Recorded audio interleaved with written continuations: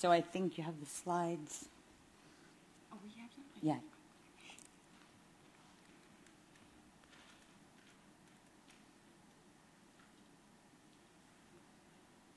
This won't take 10 minutes. Oh, Not 10 minutes. not 10 minutes. No, no, you go to the important things. Sure. So I just wanted to expand really quickly on Scott's talk to, I'm Jennifer Grossman, I'm a scientist in the NCL, I'm a physical chemist, and I wanted to expand on Scott's talk to talk about some of the methods that he highlighted in the case studies that we've developed at NCL to measure the key attributes that we've related to in vivo safety and efficacy. So the key characterization methods for any nanomedicine are the characterization methods that assess an attribute of the nanomedicine that impacts safety or efficacy. And so the key characterization methods assess key or critical attributes. And they're product specific, and they vary from product to product.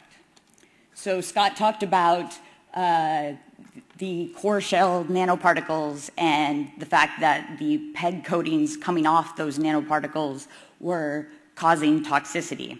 So NCL has developed methods to assess the PEG coatings on nanomaterials as a result of this. And we use thermogravimetric analysis and HPLC with charged aerosol detection.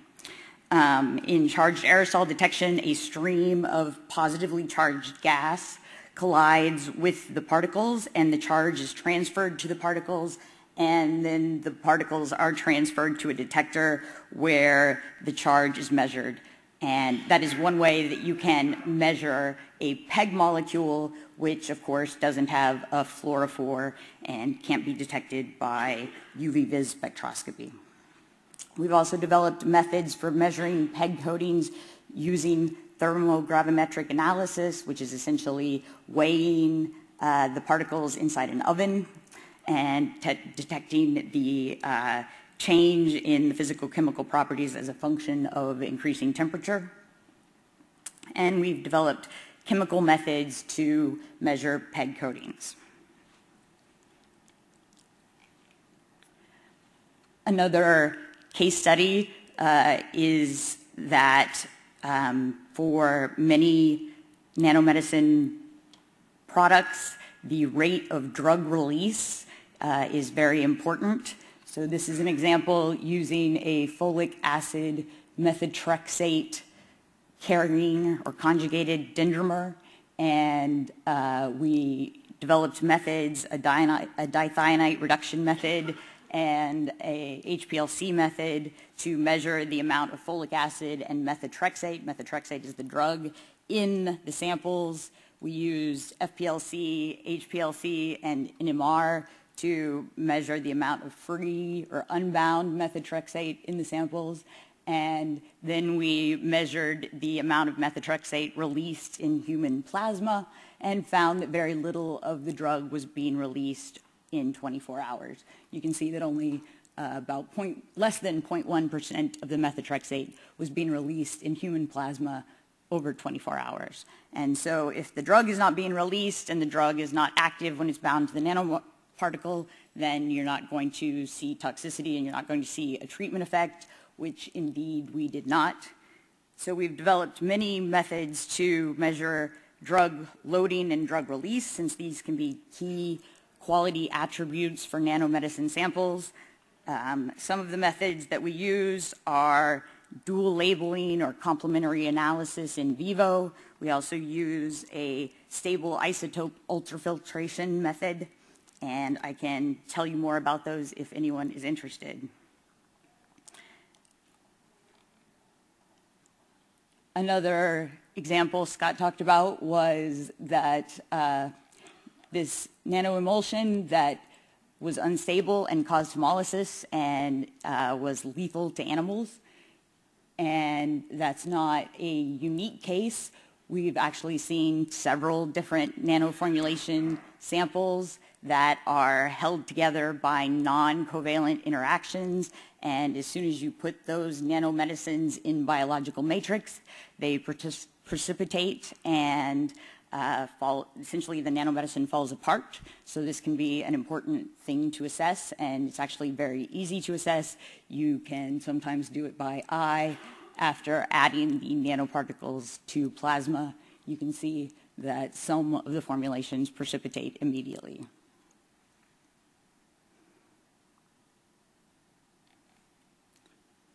Another key attribute can be charge, since Nanomedicine Charge affects interactions with cells and membranes. Here we have a dendrimer where we've systematically varied the amount of charge on the dendrimer by capping the end groups with amines, which are positively charged, and converting those to neutral charges, and looked at an in vitro assay for platelet aggregation. As we vary the charge on the dendrimer, we see a biological effect, and so we know that this is an important attribute for this product.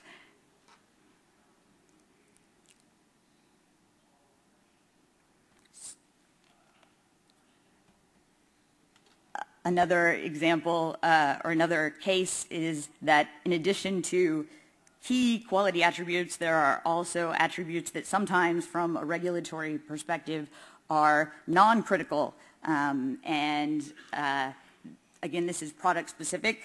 Orange showed beautiful cryo-TM of Doxil relating the drug loading to the aspect ratio, but we looked at some gold nanoparticles and examined the shape of the nanoparticles using transmission electron microscopy, figuring out the distribution of shapes in the sample, and then looking at if that distribution had an impact on safety or efficacy, evaluating several different batches of material with different distributions of size and shape, and found that for this particular product, the variation in shapes didn't affect the safety or efficacy of the product, so it wasn't a key quality attribute for that particular sample.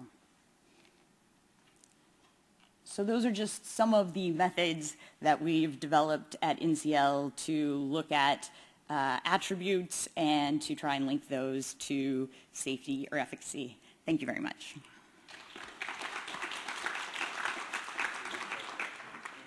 Okay, I think we tried to give you